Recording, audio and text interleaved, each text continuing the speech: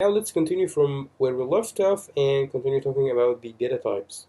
Now, as we have seen how to store integer, double, float, and decimal, we would like to talk about strings because they are very important. For example, if I would like to store a name or a letter, there is a data type called char. It stands for character. I can give it a name, for example, a letter A, and I will assign the number A to it. This is how you define a char variable. But actually, the char it's not very helpful. It does not store a lot of information. I cannot even add more.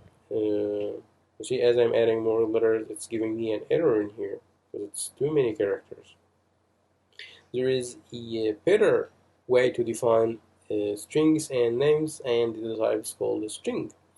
I can come here and tell that this is the first name. I call, for example, John, and a semicolon. And I can come again here and say string last name equal Snow. And I can come here and display this. I will display a message welcoming Jon Snow. I will tell it hello, and to concatenate the name, as we have seen before, we can come here, plus sign, and tell it the first name, and come here and add the last name. Now we have done the concatenation thing. Now let's go and run it, see what it will give us. This message from the previous data types, and as you can see, here's our message: hello Jon Snow, and they are attached. There is no space between it. Let's go ahead and add the space. Actually, to add space, it's gonna look complicated, but it's not that complicated.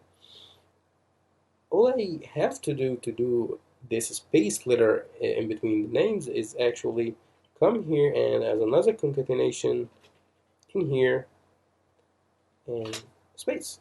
You see, I only added another concatenation in between the first name and last name and tell it to add a space. That's a space. Now go ahead and run it.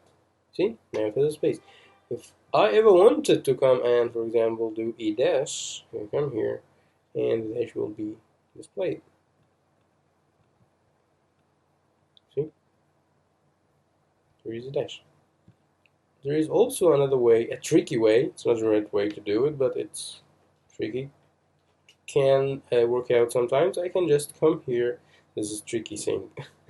Then add the space before the snow in here. You see?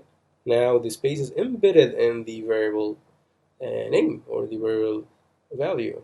See?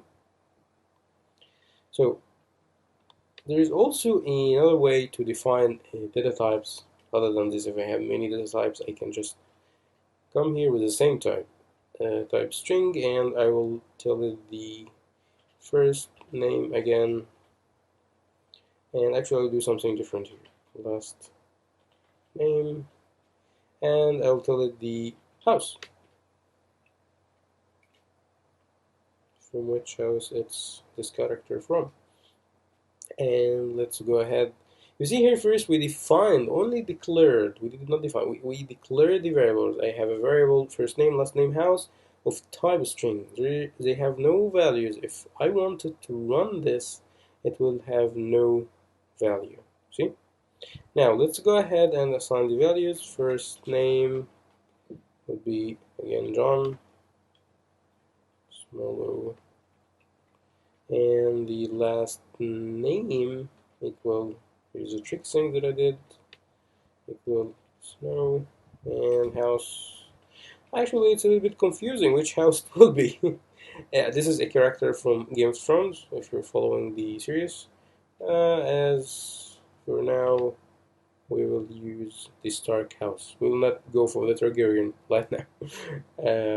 Okay, this is very good so far, but actually it's giving me an error. This red here means error, ugly error. It's dangerous. You see?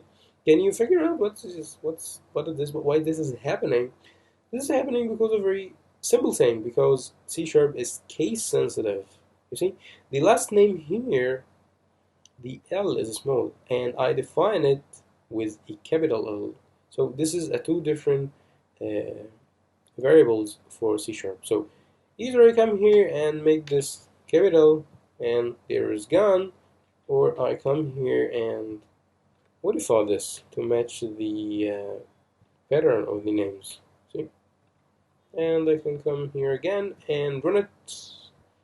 And hello, Jon Snow. See, I didn't add the space. Okay, add it in here with the tricky thing. And actually, let's add the house as well. Do another concatenation. Jon Snow of house stock. Let's run it. And here it is. Hello, Jon Snow of house stock. So that would be it for now, and see you in the next lecture.